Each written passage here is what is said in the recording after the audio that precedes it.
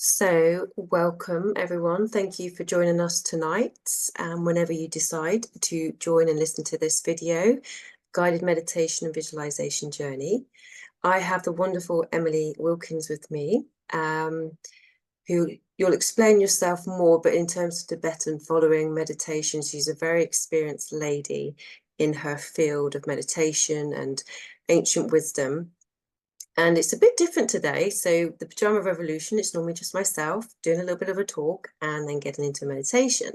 However, tonight is going to be a little bit of a discussion between myself and Emily, because we've already had this impromptu conversation of what's coming up and what we need to be working through when we're going through this journey of ascension, spirituality, being human, whatever we want to call it and label it.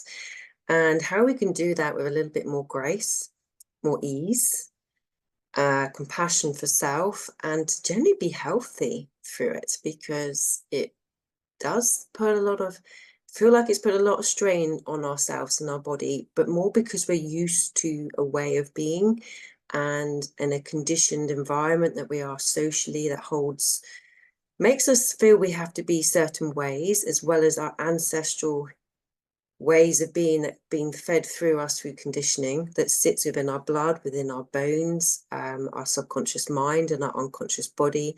So it's really about calling out these patterns that don't serve us and how we can come more in alignment with ourselves. And when we're in alignment, we're healthy, we're in coherence, our body is working together as a sympathy rather than a drum and a violin all fighting against each other. We need that. You'll come up with the right terminology with the sound, won't you, Emily? But it's that coherence of vibration that oscillates, that comes together. And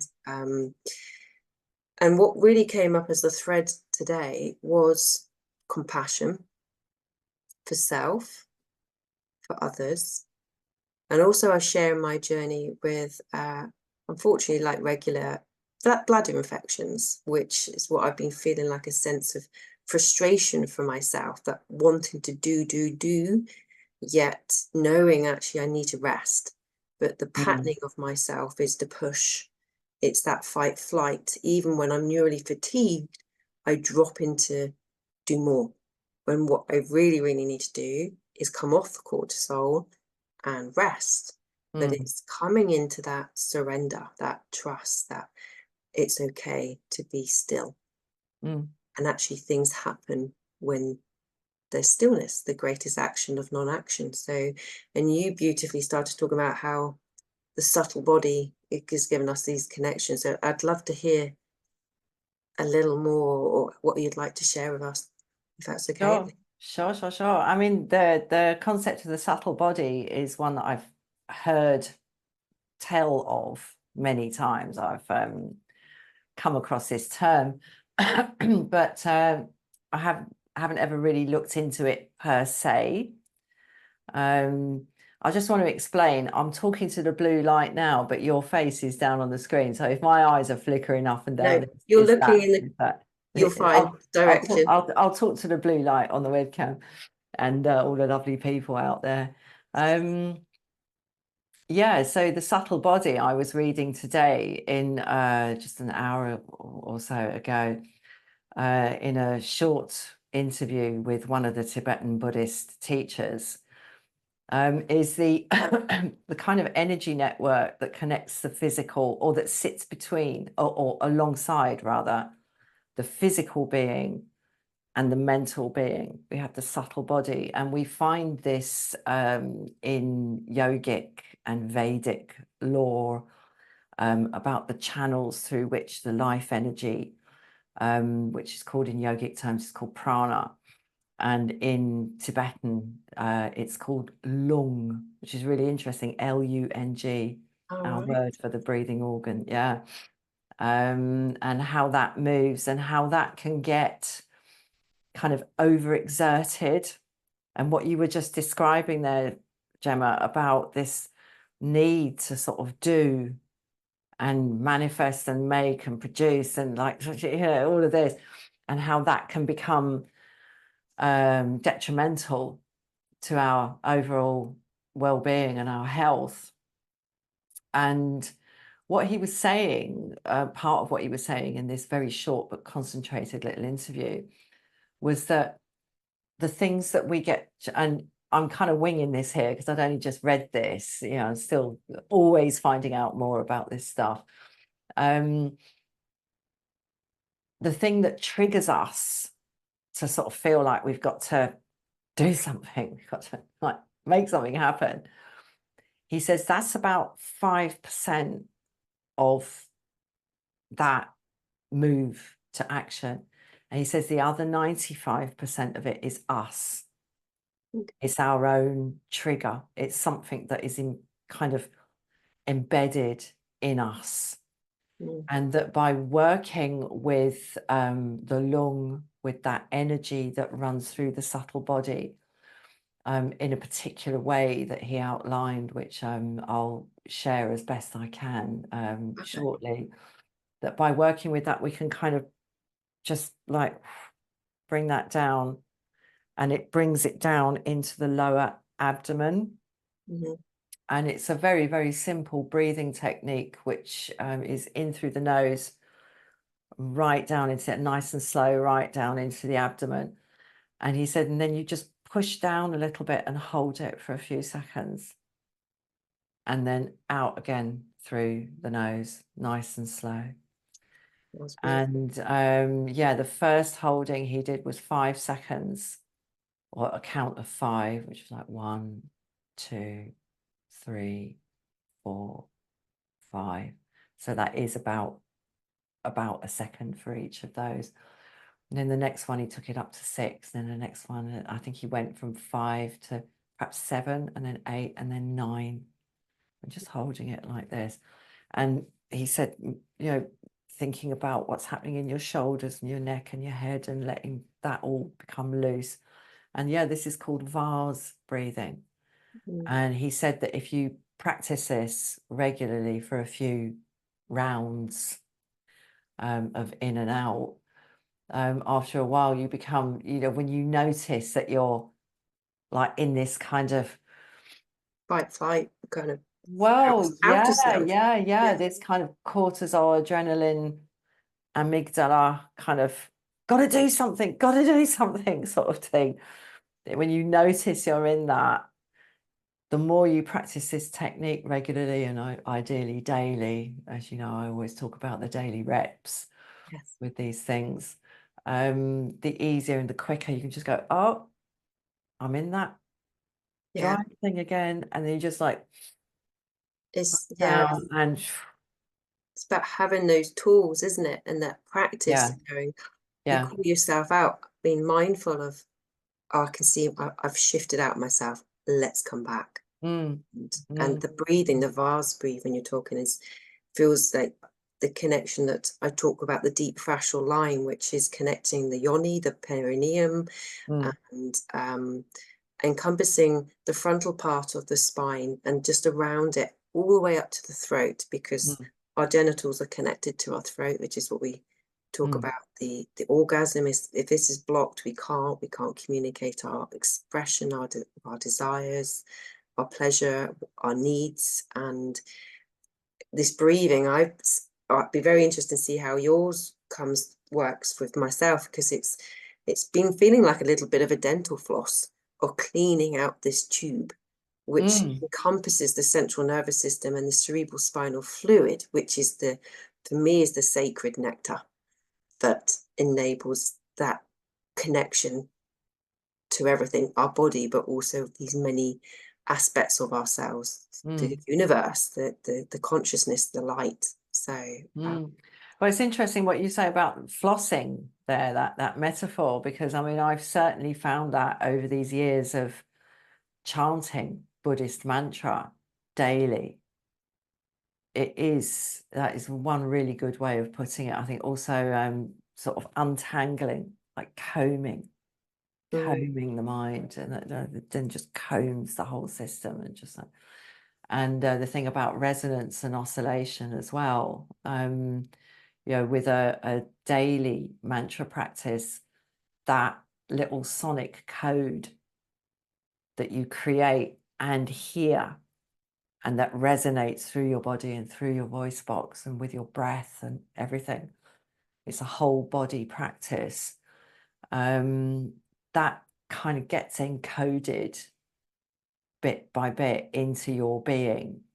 And it's funny, I only realized the other day that the gap in time between me starting these practices back in 2013 and the time when I actually became a Buddhist, which was also connected with all sorts of very, very fortuitous coincidences around family stuff, and all some really wonderful, wonderful healing happened then. And actually becoming a Buddhist, that all like scrunched into the same very small little time frame, like profound healing. It was 7 years from 2013 to 2020. Good old 7. And of course, 7 years. And I'd thought about it before. I remember after 7 years of practice, daily practice, realizing with great happiness that the mantra I've chanted every day is now present in every cell of my body. Wow. Because I chanted it every day for 7 years at that point. And I mean, it's been another 4 years since then, but it's weird. It only struck me the other day. It was like, my God, it was that whole cellular renewal period that they talk about. I mean, I guess that's the case. I don't know if they've kind of adjusted their theory on that, but Different organs regenerate, like the liver does quicker, but then you're working through your bones. bloody good thing, I say. Sorry, Yeah, everybody. yeah. So you're just, but it's the water, isn't it? That we're 70% of, that holds that vibration, and it's 70 trillion cells are now working to a vibration of a much higher frequency for you. So Yeah, well, a kind of regularized frequency. It's putting that through the system every day. yes. Just like creates structure. And it's been such an interesting journey, and I've just looked forward to it continuing, because what I found for me personally very rapidly when I took that practice on was that not only was it kind of creating some kind of stabilizing, regularizing structure in me, but it was also like what's coming in from the outside, like incoming data from the outside. Somehow the resonance of the mantra had created a kind of structure around me as well. So there was a filter that everything's got to pass through. There is a filter that everything's got to pass through to get to me, so to speak. And that it's a bit difficult to explain, but No, it's I understand, hugely, because I'm hugely seeing that. helpful.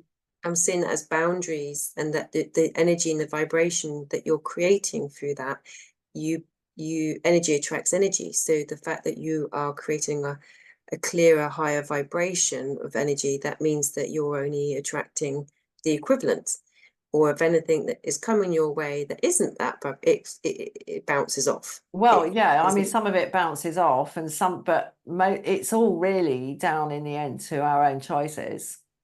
Exactly. And I mean, stuff, if I'm still willing to let stuff in, it will get in, whether it's good for me or not. And sometimes though, when it comes in, it's it still shows my us. choice. Yeah, but it also shows us sometimes when those things do come in, they're there as a blessing. It doesn't feel like a blessing initially, but it's there to show us there's something we're carrying that's very deep within our system. We can then let go of.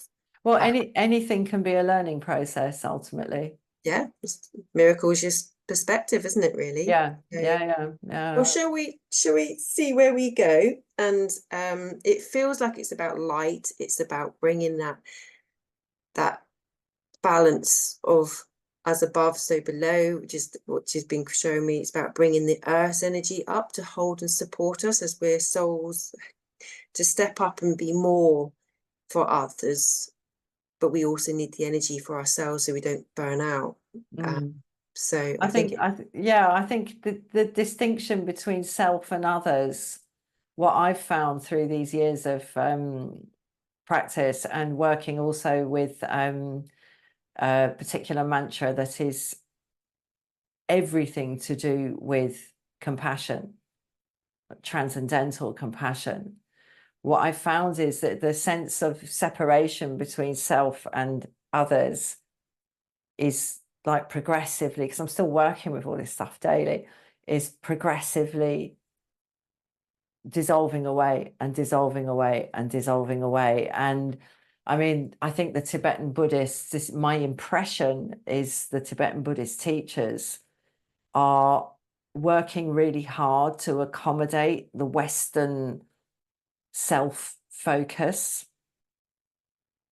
that is, you know, in many respects a good thing, and in some respects a burden for us, because it can be so isolating.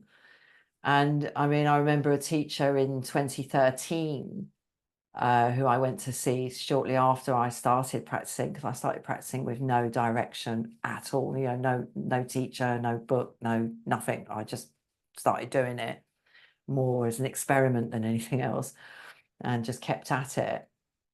But yeah, this teacher in 2013, I remember he was asked in a question and answer session, you know, proper Tibetan Buddhist Lama, somebody asked him about compassion for the self, because you know, he was talking about compassion. You know, they really do focus on it, the Tibetan Buddhists. And yeah, this lady asked him, you know, what about compassion for the self?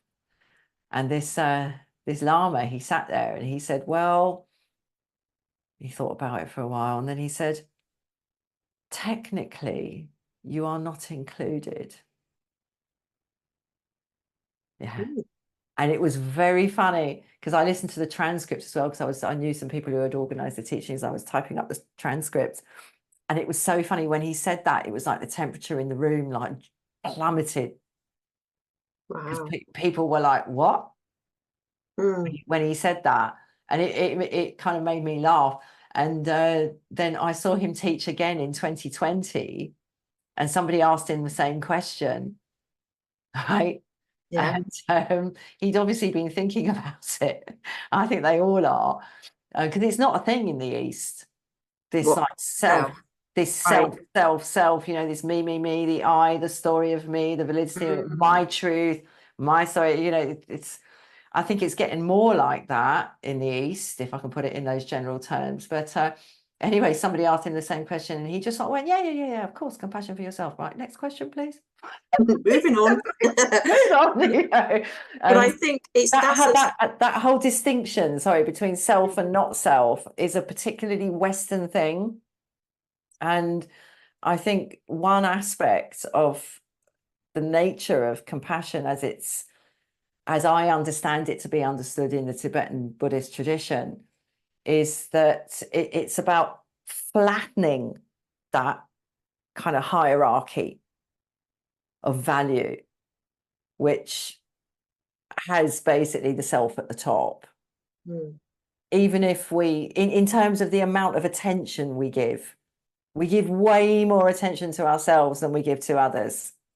Yeah, because of all our thoughts that go around in our head. Well, yeah. And we value those who are close to us much more than we value those who are further away from us. And it's about flattening that and bringing in more of a sense of kind of respectful equality in terms of the difficulties that all sentient beings, all people and all sentient beings experience in being alive. So yeah, and that's something to get to now. But I do believe that self-compassion is a journey to offer yourself, like self-love, self-acceptance. definitely. You have to heal your this part that we see of ourselves, because to then be able to influence the outer world, and the more this connection, and then you start to recognize I'm nothing, but I'm something, but I'm nothing. And it's kind of that flipping from, you know, I'm a grain of sand, but I'm part of the beach, but I'm just a grain of sand. But it's like, but part of that grain created this beach. So it's how we can put self and our definitely it's not about putting ourselves to one side. No, at all. I mean, in certain settings, it needs to be. Mm. Say, like if you're like looking after someone who's vulnerable or ill or something like that, you've got to be able to put yourself to one side. But not to the detriment of your health, though, because you won't be able to have Of anything to course give to not. them. Of course not. It's like that thing about if you're on an aeroplane and there's a loss of pressure and the oxygen masks drop down, you've got your kids with you. Your instinct is to put the mask on your kids first, but you mustn't. You must put it on yourself first, Mm, or else definitely. you're no good to no one. So yeah, it's both. It's both. But I think in the West, I think we have more of a kind of barrier, I would say, but a kind of existential barrier between, you know, me and not me. Yeah, it's what comes up for me is the illusion of fear, unless it's in the present Mm. moment. Mm. Fear and separation. That is actually our illusions.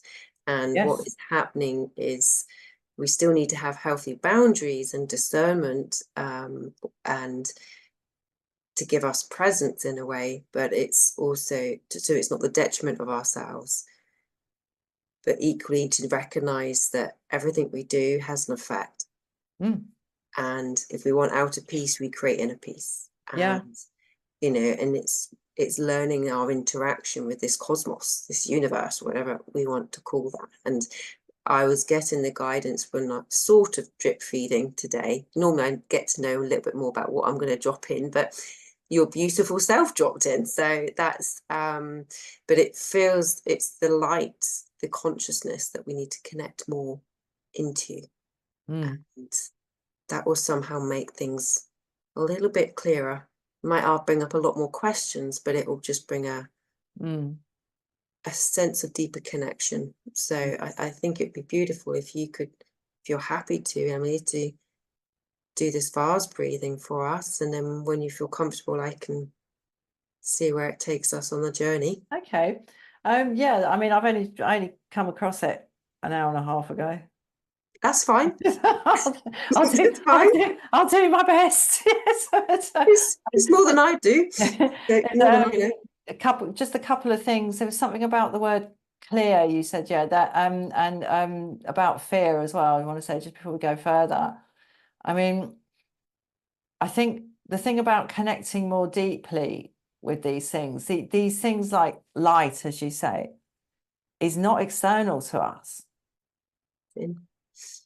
And so it's we don't have to go anywhere, or kind of travel anywhere to connect with it. We are connected with it all the We time, are. and you know, and the fact that we're alive and Yeah. sentient kind of proves that. And I Well, mean, there's light within the microbiome. You go through the microbiome, which is the food for our energy, for the ATP, to make us be alive. There's light in it. yeah, I'm sure there is. It's Yeah, yeah, us. yeah, That's yeah, what we are. We've gone yeah, from this micro to suddenly we boom, we're everything. It's yeah, kind of pretty yeah, incredible. yeah, yeah, yeah, yeah. We're all like physiologically creatures of the sun. Mm. You know, but yeah, this thing about clear and clearing, if I turn it from an adjective into a verb, as I say, it's not so much about going somewhere or going outside of ourselves to connect with something that is other than us. It's about clearing the obstacles in us Yes. to connect with consciously in conscious awareness, and in a kind of dedicated fashion. And this is what I try to do every morning on the cushion when I'm practicing. It's part of it, to connect with what is already there by systematically through practice, like moving those obstacles away, identifying them, clocking them, and just moving them, moving past them, and like no rubbernecking, you know, and Yeah. keeping going with it, and it's already there. And also I wanted to say about fear, I mean, you mentioned about bladder infection and UTIs. I mean, I think in very general kind of energy medicine terms, it's not my field of expertise, if anything is, but that is definitely not it. But I think bladder issues are fear. It feels Yeah. with the bladder, it's a lot to do. It is fear, Mm, but I have connected it into many levels as rage as well, which I've done meditations before on, where I've connected different moons. So I've seen the rage that women can carry because of mm, what has happened through the feminine body for thousands of years, the abuse. And so it's not just necessarily our own experiences, but mm, also what we've inherited. mm, Um, so once I've connected it, and it's been around the breast area, and and then there was another part which is with the bladder, mm, and it's that heat that we're not quite letting go, because we're not even necessarily know it's there. mm, And it's the fact it's linking to a menstrual cycle. It feels like it's a part, because I see as our cycle is about being able to bleed, to be able to release, to let that, to regenerate, to allow the new blood to be grown from the spleen. And but it's part that's probably not quite letting go. And the mm, wound healing's coming up a lot too. So I mm, would say it's this real deep feminine energy needs to move this through to be able to be fully embodied. mm. I think as humans, as incarnate humans, I mean, we're incredibly fortunate to be incarnate humans because we're endowed with all these amazing capacities. But I think becoming completely healed and completely free is probably impossible, if I may be so blunt. But I There's think, always a layer. yeah, that doesn't mean it's not worth moving towards, Mm, because, you know, the better your life gets, the better it gets. yeah. But and I just want to say, actually, I mean, about the vase breathing, I think it would be irresponsible of me to share that now, Okay. having only come across it so recently. I mean, there's a heap of other breathing techniques that I can share, It's but whatever you feel comfortable with. I'm happy yeah, to get us yeah. into breathing, but I yeah. think as a card carrying and hopefully responsible Tibetan Buddhist, I'm not like the kind of person who would just sort of like go, oh yeah, I read about this on the internet, I'm gonna do it, because there's a lot of that about, and it can do damage, you know, if you don't Oh, know what you're completely. doing. So Yeah. yeah, they're very I mean, they won't even let me teach No. online. You know, I mean, they'll let me talk, but they won't let me teach. They won't let me call. They won't ratify me as a teacher. They're very choosy Right. about who they give authority and kind of backing to in that respect. I mean, my Understood. Lama has told me I can basically say what I want as long as I make clear that it's not Buddhist teachings that I'm doing. So I think it would probably be better if I practice the vase breathing myself for like You practice that, and I'll a tell you year what, or so, and I'll yeah, come back and perhaps talk to my yeah, teacher about it. And, you know, if there's something interesting that comes up, you know. Sorry, go on. perfect. No, I will invite you back when you feel comfortable with that. Let's do it. So I Yeah. think is that I think what I'll do then is I'll crack on and get into the breath and get into the meditation. I feel like there's a few little words of droplets of wisdom that you can just feed into that just before we start. Just feel like there's, even if it's the mantra Well, of the I'd name. be very happy to share the mantra that I have been chanting Okay. since 2013. Mm. It's 10 syllables, Okay, go for it. and I think you've come across it before. Hmm. So it's 10 syllables. So it's the mantra of Green Tara, who I love green Tara. is the Buddha of enlightened activity. So this is very apt in Mhm. this discussion about sort of, and I just want to say, when you were talking about this sort of sense of like needing to do, need to do this kind of cortisol, like tumbling forward into sort of doing things. What I've found, because I mean, my practice is always deepening, it goes deeper and deeper and deeper because I go back to it day after day after day. And, you know, I'm always reading stuff and coming across stuff, and sometimes getting teachings from my teacher via WhatsApp and all that kind of stuff. What I'm finding recently is that I actually, apart from going to work, I go to work and I see my friends and I do my shopping and blah, blah, blah. And other than that, I just like, I do next to like F all a lot of the time now. And it's really surprising for me that I don't feel the main sort of like feeling I have about the fact that I actually do so little is I'm just sort of surprised at how unbothered I am about how little I do. I think that's really beautiful, though, Emily. I just honestly, I'm just like a monkey in the jungle, you know. I like do what's necessary and a little bit of entertainment, and then I just sit in a tree. Wouldn't that be so much more beautiful, though? I mean, it's my rushing, I think, started from when I was born. I literally came flying out, supposedly. So, so ever since then, I've had that wind of impatience, as it were. But it's also aggravated with social media in terms of, the fear of missing out.